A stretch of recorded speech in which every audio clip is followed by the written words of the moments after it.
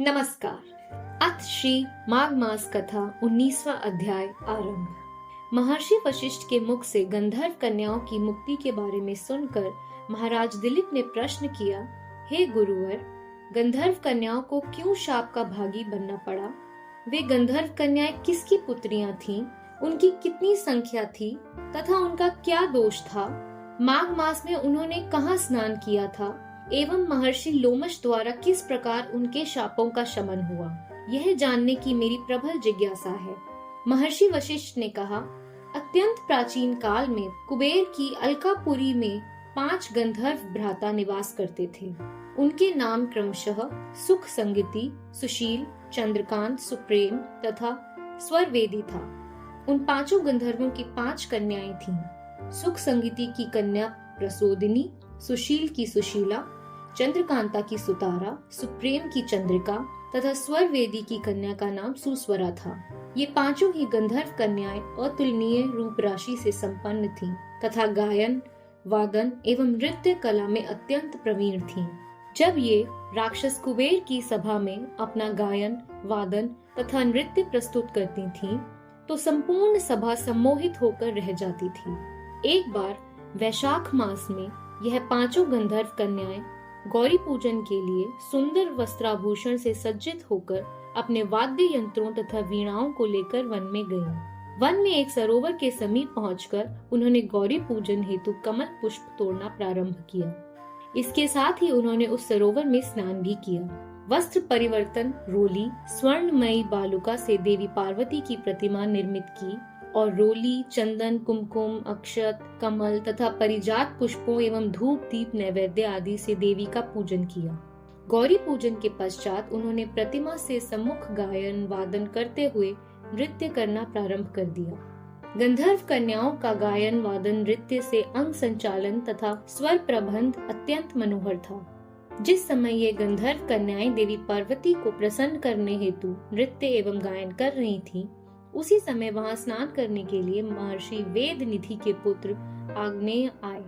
आग्नेय अत्यंत रूपवान थे। उनका सौंदर्य कामदेव को भी लज्जित करने वाला था। सौंदर्य के साक्षात अवतार आग्नेय ने मृग चर्म, उत्तम यज्ञोपवीत तथा कटी में मेखला धारण कर रखी थी।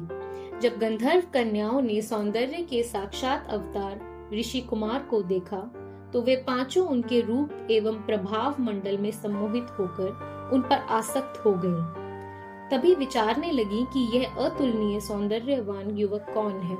उन्होंने नृत्य तथा गायन त्याग कर उन्हें टकटकी बांधकर निर्निमेष नेत्रों से देखना प्रारंभ कर दिया। सभी गंधर्व कन्याएं सम्मोहित हो और काम पीड़ित होकर विचार करने लगी कि यह रूपवान पुरुष कामदेव तो नहीं। गंधर्व कन्याओं के हृदय दूषित हो चुके थे। उन्होंने सोचा, ये चाहे कोई भी क्यों न हो, पर ईश्वर ने यहाँ इसे हमारे निमित्त ही भेजा है। जिस प्रकार सौभाग्यशालियों को अपने पूर्व सत्कर्मों के फल से कोष की प्राप्ति होती है, उसी प्रकार देवी भगवती पार्वती ने इसे प्रसन्न होकर हमारे लिए ही भेजा है। यह हमारा वर है।